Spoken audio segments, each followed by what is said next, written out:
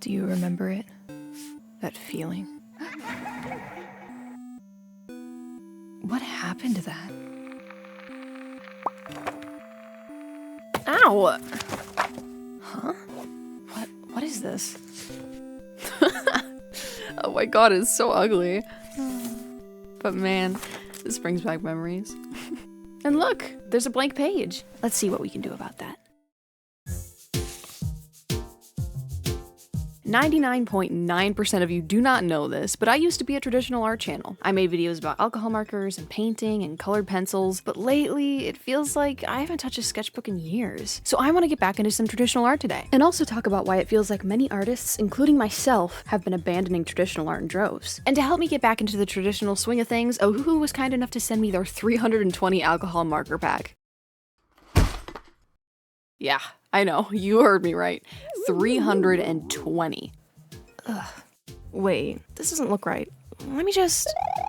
There we go. That's more traditional. I was not paid for my opinion on these markers, I was only paid to show you them. So, enough talking about them, let's actually use them. And when I say that artists have been abandoning traditional art in droves, it is very obviously a general statement. It's just that a lot of artists that I talked to recently, when I bring up the topic of traditional art, it's always, oh, I want to get back to doing traditional. Oh, it's been so long since I've done traditional. And maybe that's because of the community I am in currently, but I just feel like so many people that I talk to nowadays have the same sentiment. I still remember my first sketchbook. It was actually a Strathmore 2-for-1 deal. I had been begging and begging my mom to let me get a sketchbook of my own, and after probably about a month of asking, she got me them. And I proceeded to fill both sketchbooks in 2 months. Were they really full? Not really. It was kind of the vibe where I would doodle one thing on a page and then immediately go to the next one. But nonetheless, it was a finished sketchbook, and I had felt so much accomplishment in the fact that I had completed something. So I kept filling them, over and over and over. My mom would actually be really mad at me for filling so many up, but she was also proud. She would always tell people, they keep filling sketchbooks faster than I can buy them. Also, I know my mom was kicking her feet and giggling at the mention of her in one of my videos, so... Hi, Mom. Everything that I used to make was traditional. I spent so much of my time with me and my sketchbooks that it just became a part of my daily life. And it's not that art and drawing isn't a part of my daily life anymore, obviously, but it's just not the same without the familiar feel of the paper. My last sketchbook was from 2024, coming up on 2 years.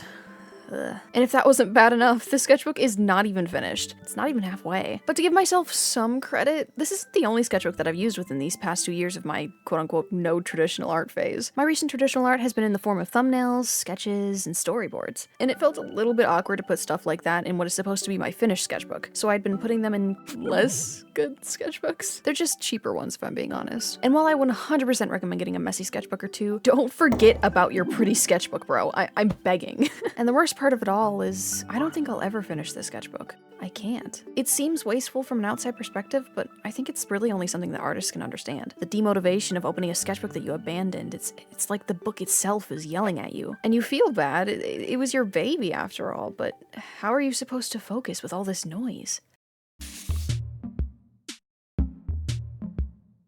I'm taking the tomatoes. Bro! I feel like one of the more important uses of traditional art is studying. In traditional art, there is no undo. Sometimes you get an eraser, but for the most part, that blessing is only for one medium, pencil. But with everything else, oftentimes there is no way to reverse it. Have you ever used acrylic ink? Well, I have, and it has to be single-handedly the most stressful thing that I've ever done in my entire life. While simultaneously also kind of like being the coolest, because like, I feel like a fucking wizard. But this irreversible factor is what makes studying art traditionally, in my opinion, more important than digitally. That doesn't mean that studying digitally doesn't teach you anything, and in fact, if you want to learn and be sufficient in any medium, including digital, you need to study it in order to get anywhere. Techniques don't always carry over completely from medium to medium, especially when traditional and digital are completely different fields. Everyone that has ever used alcohol markers knows that you must start with the lightest color first, and the reason behind that is alcohol markers are what you call a transparent medium, meaning that if you were to put this ink on a clear piece of paper, you'd be able to see right through the other side. You have to use this transparency with these markers to your advantage, and layer these different colors up to get the shades that you desire. The more that you layer, the darker the color you put down will be. This is why you have to leave the darkest colors for last, because if you put the dark color down first, you will not be able to see a lighter color if you try to lay it over a darker one. The most that laying a lighter color over a darker one will do is lift the pigment a little, and it's really not even lifting it, it's kind of taking the pigment and pushing it to the side a little bit. So in any place that you put this lighter pigment over a darker pigment, there's just going to be a kind of awkward little outlines surrounding the place where you put that pigment. Does this make any sense? And you also have to be careful about layering a little bit too much with these markers, because once you do, you'll start to get this sort of spotty effect on your paper. If used intentionally, you can add texture to your pieces, but it's genuinely very hard to do that in an intentional way, and you have to be very experienced with the medium in order to do so. Doesn't mean you shouldn't try. Go at it, bruh. It's just very difficult.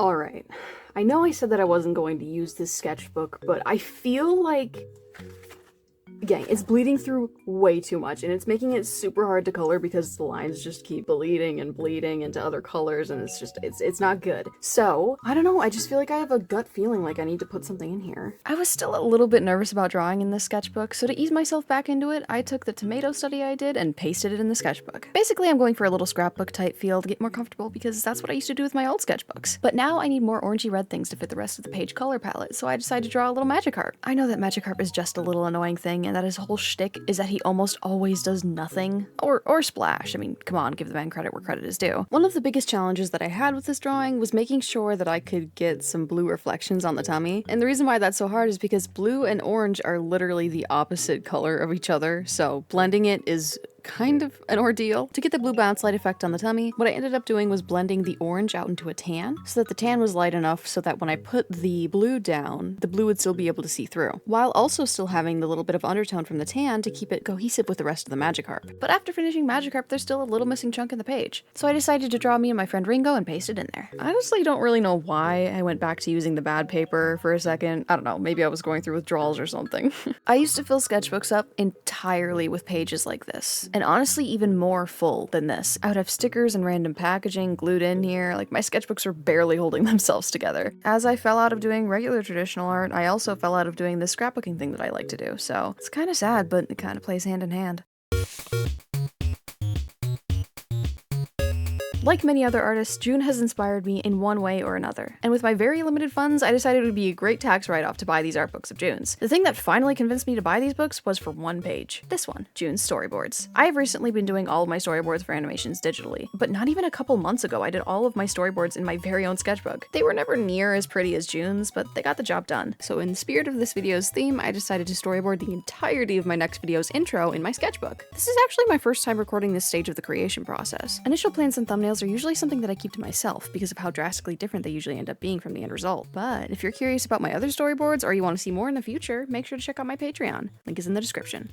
But just because the storyboards were the main reason that I bought these books, it doesn't mean that they're the only thing that inspires me inside of them. I knew that I wanted to let a little bit loose in this video, so I decided to take some time and doodle like June. One of June's most common practices is to use highlighters to make a sketch of a character, like the silhouette, and then go over top with a ballpoint pen to make it more refined. I have always admired this so much because in doing this, you're able to see the silhouette of a character and make the pose so much more fluent than if you just go in with like whatever pencil or pen that you're using to sketch the character out. It's so smart. I love it when artists do this. But these characters that you're seeing me draw here are actually my OCs? I haven't been able to fully say with my chest that I have OCs in such a long time. And to be fair and real and true, they are very much so still a work in progress, but I do hope to build a little bit of a story for them in the future and animate to them. If you guys have any helpful tips on how to write lore for your characters, please tell me in the comments because I don't know what I'm doing. And this isn't some ploy to like get you to comment, like I just genuinely need advice right now.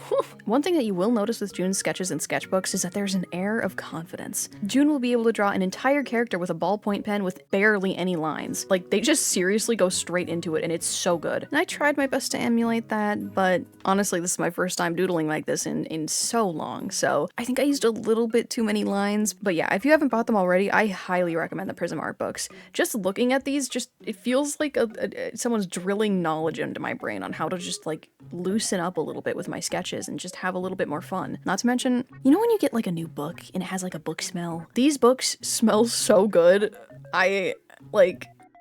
That's not weird, I just like the way books smell, please. But to end off this little doodle section, I decided to draw Apollo. I don't know how June did it, but this character is genuinely so buttery to draw, if that makes sense.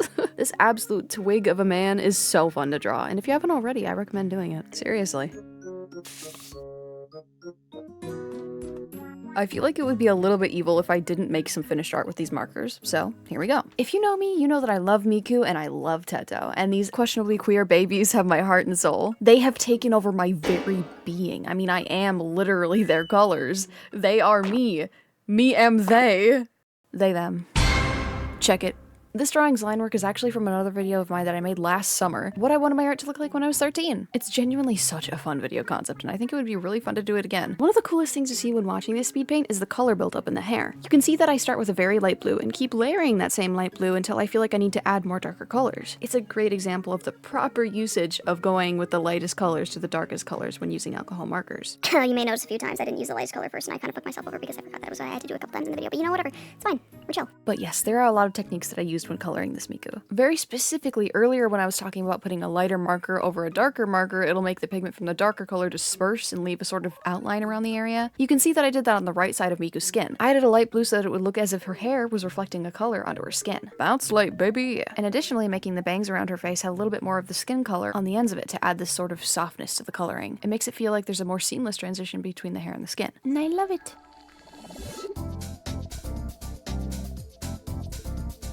Throughout this whole video, I've kind of been comparing digital and traditional a lot, saying that there's such a stark difference between the two, so I thought there would be no better way to make a comparison than to just directly redraw one of my recent digital paintings with markers. I made this doodle when I was playing around with some new brushes. The texture of them had reminded me of my friend Orb, so I just thought I'd draw us. One really fun thing about the digital version of this drawing is that I didn't even do a sketch. I kind of just went straight in, blocking the colors out, and it was so much fun. But because of the transparent nature of these alcohol markers, this type of painting is unachievable. So instead, I thought it would be really fun to sketch this out with one of those rainbow colored pencils. You know, the little twirly swirly ones. Using the rainbow pencils kind of made the drawing feel a little bit more loose, a little bit more doodly. I'm not taking myself too seriously here, just trying to have fun, which is also something that Orby says a lot, so it really just fits for this drawing. But yeah, look at this. Isn't the comparison wild? This last illustration is a Patreon exclusive art that I made for one of my members, Penny. And if you're curious, my top 2 tiers get the opportunity once a month to give me art requests. And I pick a few and come back with them at the end of the month. But thank you so much to Penny for supporting my work, and thank you to all of my other members. This is Penny's D&D character. They were in desperate need for an image to display for this character, and this is just the perfect opportunity for it. Originally, I was doing this drawing digitally, but for some reason I decided to make the switch to traditional, and I'm really glad that I did. I got to play around with the shading and the armor on this girly, and I seriously, oh my god, it was genuinely so much fun. Yet again, another example of the transparency of alcohol markers coming in clutch to make something super fun to draw. I will say that I did have a little bit of a hard time trying to get this pose fluid because of the armor, but other than that, I think that this drawing is really fun. If you have the time, which I know you do, I think that you should start a sketchbook. Do it! And you know what? I'm gonna do it too. I want to come back here 1 year from now having finished an entire sketchbook. And if I don't, I don't know, you can explode me or something. Drop another anvil on my head. No, no, no, no, no, no, no, no, no, no, not now, not now. So why does it seem like all artists eventually abandon traditional art? It's actually kind of an easy question to answer. It's convenient. You finish a drawing and your hands aren't full of chalk or paint, you don't have to make sure that you're in a ventilated area, and you don't even have to worry about page bleeding or ink spilling. I mean, for the most part, you don't even need a fancy tablet to try digital art. But why does this even matter? Why should you care about abandoning traditional art at all? I don't know. I don't know why you should care, because I'm not you. But think about it. When was the last time that you touched your sketchbook? This video was not meant to be a diss on digital art in any way. All of my work in the recent past and in the future is going to be primarily geared towards digital art, because, you know, mainly the art form that I want to learn is animation. Even if it takes me forever, and even if I have a hard time with it, even if I never go to school for it, I will learn how to animate. And I'll still continue to make alcohol marker drawings whenever I can, but my heart still lies with animation. Thank you guys so much for watching the video. I've been wanting to make a video talking about this very subject for such a long time, but I never really got around to it. And Ohuhu sending me these markers was kind of like the final little push that I needed to do it, so thank you, Ohuhu. And again, I was not paid for my opinion, so when I tell you that I strongly recommend these markers, I mean it with my chest. If you're thinking about purchasing some Ohuhu products, make sure to use the discount code ZAILORZ10 to get a 10% discount on all the products in the store. Go check them out in the description. And as always, thank you so much to those of you who have made me fan art. You guys are actually the best. Like, seriously. So until next time, bye guys, have a wonderful rest of your week. Did you get that sketchbook yet, or what you waiting for?